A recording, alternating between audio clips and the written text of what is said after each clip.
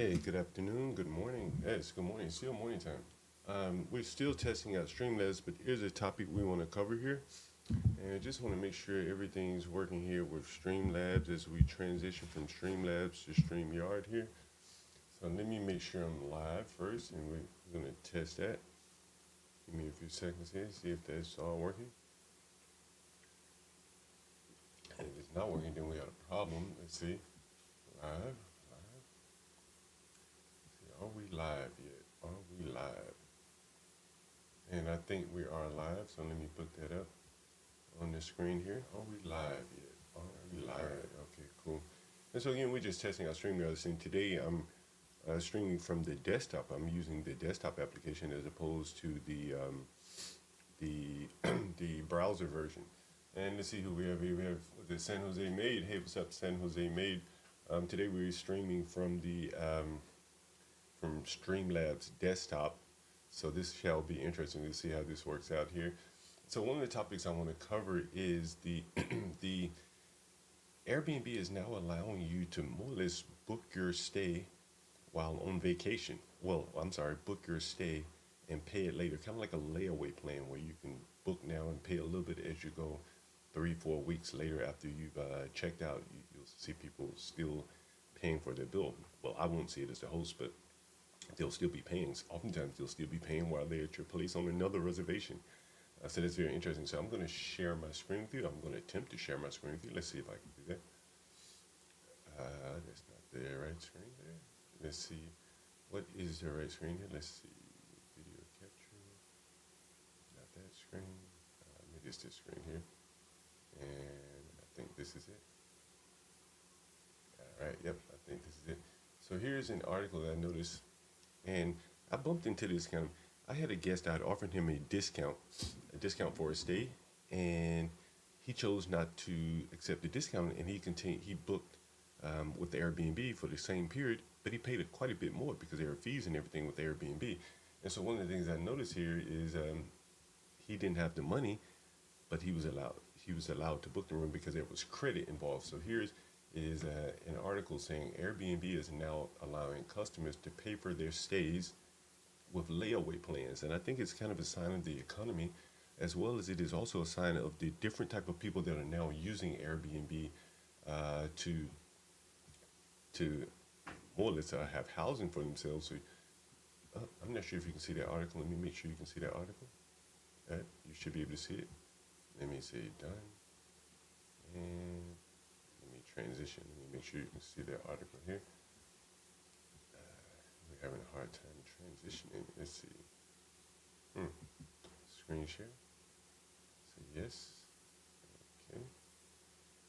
And I'm not sure why it's not sharing the screen here. Let's see if we can do this. Let me make sure it's sharing the screen. Just want to make sure it's sharing the screen with you. Otherwise, I have to read the article to you until I can figure out how to share the screen here. And that should be it. Just say yes. Show additional settings. Okay. How do I do that? Let me remove this from the screen. And I'll do that. And I'll do this. And I think this works.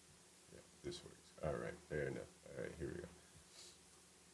So here's an article where Airbnb is now allowing their customers to pay for their stay with layaway plans. And interestingly enough, this article is from essence.com.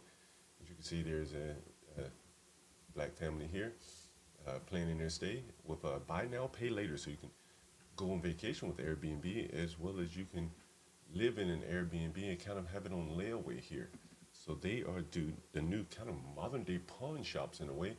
And you can see here, Airbnb recently announced flexible payment plans for customers looking to book housing on their platform using Klarna, the major installment loan tool. So it's rather interesting there. Let me see if I can share another article with you, again, along the same lines of Airbnb and Klarna. Here's another article here. And this is actually from the Airbnb newsroom. You'll see here. Airbnb launches pay over time to offer more flexible payments for guests. And there's another article. I think I have that here. Let me see if I can share my screen with you. Klarna, Airbnb, and it's not just Airbnb. So there's also Booking.com. You may be able to see my screen here. This is Affirm, which is another company similar to Klarna. They're using Bookings.com.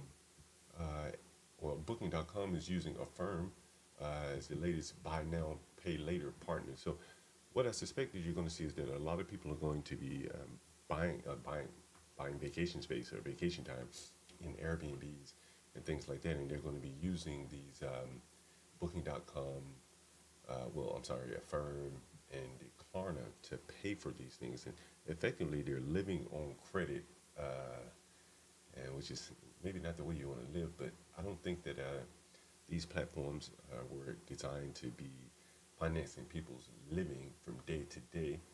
Here's another article here, Klarna and Airbnb. Let's see if I have this article for you. And this article talks about, again, what Klarna is doing with ChatGPT. And this is very interesting. One of the things you find is Klarna is very much heavily AI involved. It was once Europe's most valuable startup, and I'll Google down here and you can see Airbnb. The company also gained new partners, including Airbnb, and it also cooperates with ChatGPT. And ChatGPT is how they more or less process their loans there.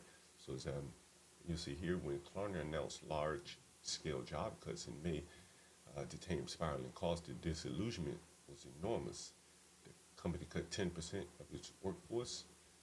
And you see here, anyone looking for a product via the AI portal will see the results of their search on Klarna. And so you'll see Klarna involved with Home Depot and a lot of other companies now. You see it works with 13,000 merchants in Switzerland.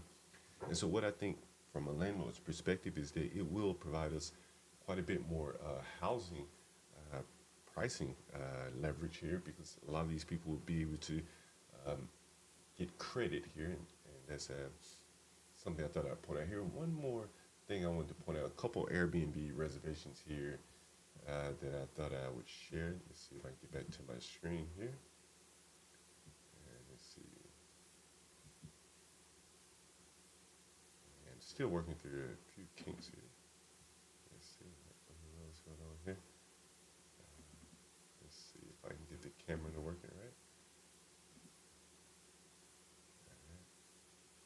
The transition here. Again, still working out some of the kinks from Airbnb, but one of the things I wanted to show you here was the some of the Airbnb reviews that I've had of late. Well, not necessarily reviews, but here's a question from a guest. Let me see if I can share my screen with you. Screen sharing is always kind of an issue here. Is it browser source?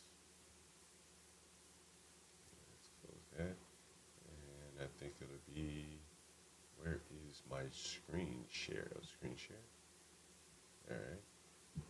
And here's a message from an Airbnb guest here. Let me zoom in, make sure you can see it here. Zoom. And so he's looking to book a room, and he says, it says 927. Why is it higher here? I respond back. I said, hey, middleman. And he said, what do you mean? Speak English, please. And then he clearly violates Airbnb terms of service here by trying to spell out his phone number in the message before the reservation is confirmed. So clearly against Airbnb rules. If their bots catch it, they'll probably suspend him from the platform. But that's just a classic example there. Airbnb, where the customers are trying their best to get rid of the middleman, but they also need the middleman for the buy now, pay later, because I don't allow buy now, pay later. And here is that guest. I think, yeah, this is the guest right here, and here's one of his reviews. This is the guest that you just saw the question from here, and I'll share my screen with you again. And here it is. And here is one of his reviews. And if you can scroll in here, you'll see that. Let's see if I can. Let me zoom in. And so this guy has a 3-star review. Unfortunately, we're unable to provide a positive review due to the fact that the stay was marred by frequent difficult conversations, which could frankly have been avoided if Mr. Malik had read, complied with the house rules of the numerous issues. Some main items were blocking off driveway slash host car despite being informed not to park there, had to inform them that the car would be towed in future to enforce compliance, the requirement to be fully clothed while traveling to the adjacent shared bathroom was ignored despite multiple requests. Now, you've heard me many times talk about the tragedy of the commons, and typically it um, evolves around the bathrooms because many people aren't cooking these days. Requirements to keep sound. You've heard me talk quite a bit about sound here, and there is a there is that case again of the issue with sound. And a lot of people think that it's just not that big of an issue, but I tell you, it is a very, very big issue among shared housing. You just have to, you have to have, people have to be willing to, share housing there. It's just, a necessary evil there. You can't do without it there. And so here's again, an issue with shared housing, shared bathrooms. Despite multiple requests, wouldn't keep the sound down. We're aware Malik is facing challenges related to housing. We'd recommend either flat share or an apartment renting over Airbnb, given the need to comply with additional house rules. Well, here's the thing: he can't find traditional housing here, and that is why he's on Airbnb. So her suggestion really falls flat with with that suggestion, considering that he is having a hard time finding housing. So once again, thank you for joining. I think this is just a brief stream on buy now, pay later with Klarna, and the constant request of the guests to try to get around the middleman, but in many cases they can't seem to find housing, which causes an issue for them. Once again, thank you very much for joining.